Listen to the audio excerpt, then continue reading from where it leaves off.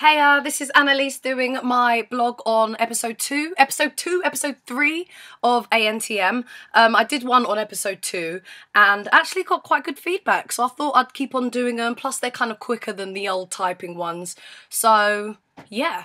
Alright, so fight. Big dramas at the beginning. You guys didn't even see as much as you needed to see of it. Like, it was actually quite funny because the whole thing went on for time. Simone was like the Incredible Hulk, came out of nowhere and was just like, wah! She even at one point basically said that it was all the drunk people that were causing the dramas, and us drunk people, in fact I shouldn't even say drunk, we weren't drunk, we were just civilised and having a beverage as you do when you're over 21, and Simone decided to take all the wine and was like holding all of the wine at once, saying, you know, you guys, you shouldn't be drinking. It's like, excuse me, the people who were drinking were not getting involved with your sleep pattern. It wasn't me, give me my wine. So there was this whole section about getting the wine back, which is really important. You have to remember that, like, when you're in this house, it's not like you can just pop to the shop and get your bottle of wine.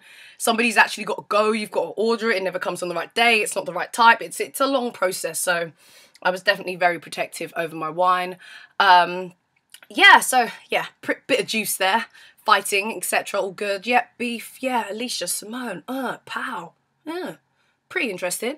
What about the superpowers? What did you guys think of the superpowers? Because me, personally, I thought it was a little bit cheesy. Little bit cheese. What was mine? Excite to buy. So I get people excited about buying things they really don't need at all, which, to be honest, I guess is kind of me, so there you go, Tyra. High five for that one. But I thought some of the names were just so weird. Next Doorja, 30 Never. What was Alicia's? Gammatronica, Illuminata. Like, they were all, I suppose, very superpowery. Yeah.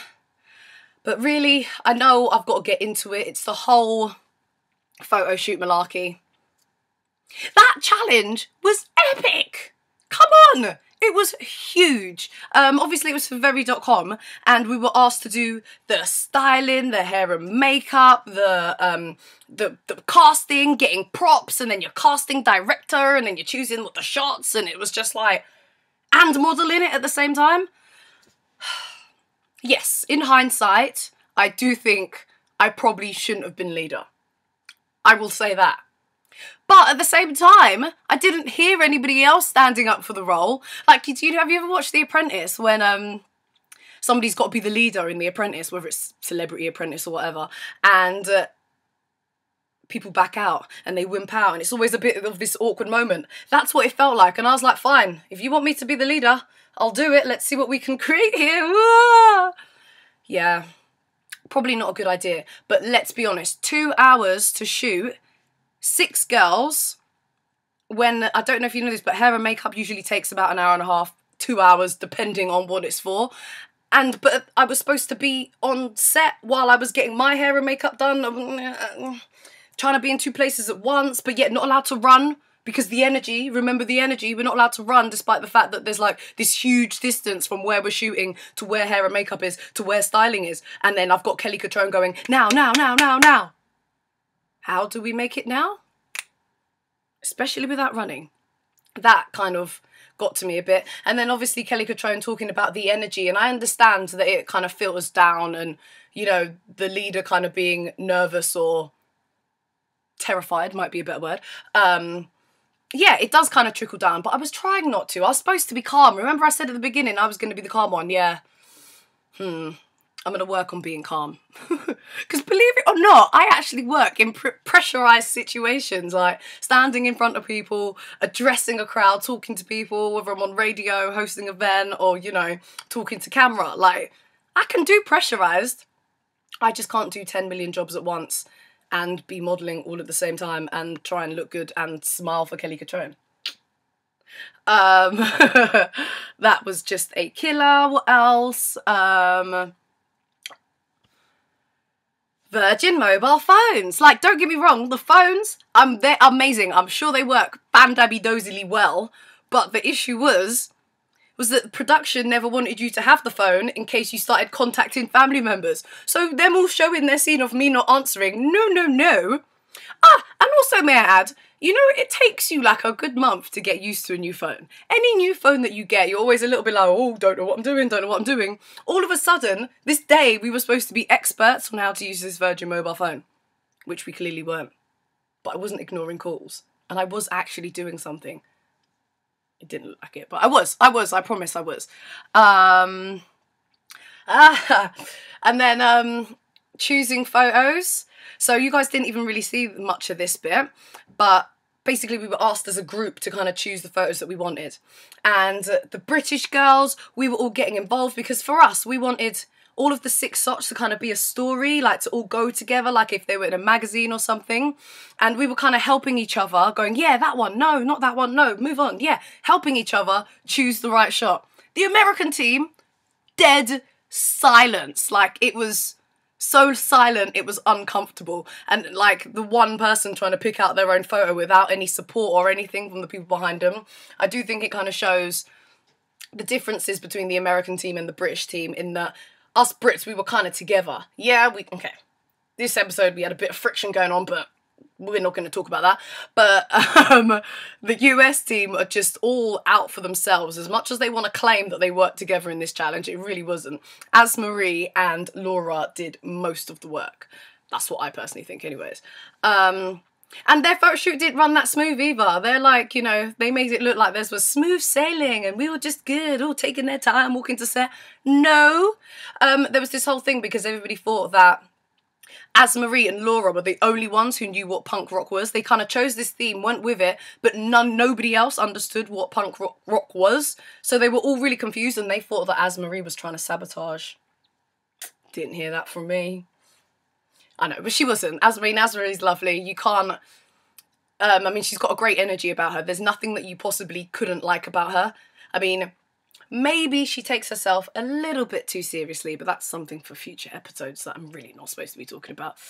Yeah, what else? Have I defended myself enough? Have I come up with enough excuses as to why I was such a terrible leader?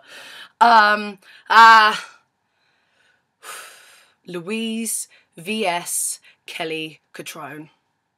I mean, fireworks, really. To be honest, I stand by Louise's decision because the kind of girl that Louise is, when your buttons are being pressed that way, I think it was the best thing for her to do was to take herself out of the situation.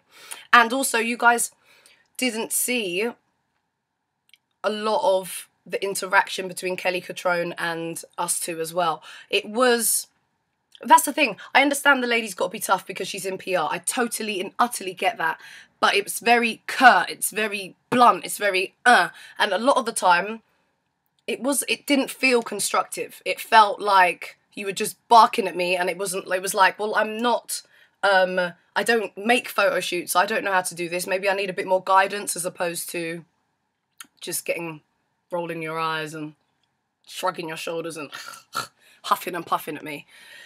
But hey, and she also thinks I'm overcompensating. That's an interesting one for me. I mean, I wish I was overcompensating for my personality personally because then I'd be able to turn it down. Turn it down a notch when it's not required because there's not always all the time that you're going to need somebody who's like, ah. So if I could turn it off, I really would. Problem is, this is me. This is what you get. Like, I'm just out there. The personality thing. Woo. But yeah, I do think Louise did the right thing. Yeah, maybe she didn't handle it in the best of ways. But how else do you storm out gracefully? Oh, I don't know. I don't really want to get involved, to be honest. But let's just say it was a juicy episode. And nobody went home. I must admit, I hate when nobody go home. That's just annoying. Because it's like you bust your balls to get further in the competition. And at the end of the week, you're still in exactly the same place. I mean, obviously, I'm glad that none of the British girls went home, but it would have been nice, maybe just slightly nice if maybe an American girl went. Not gonna lie. But yeah, next week is gonna be juicy. Well, it's not, you know what, nothing's gonna be juicy after this one, because it's probably quite entertaining. We have to make a fool of ourselves talking to camera. I'm pretty good at that. You know that. Anyways, and we do a photo shoot, which I don't think you've seen, so I don't really want to say too much about it. It was a lot of fun. This is the first photo shoot that I actually enjoyed on ANTM. So that's a good thing. But I've been rambling on for 10 minutes. I cannot believe I've been talking for 10 minutes. That's long enough for a blog, I think. You can find out loads of information down there about, you know, following me on Twitter, website, all kind of things like that. Yeah, so I'll keep you posted. I'll probably do another one for episode 4. But for me, see you later.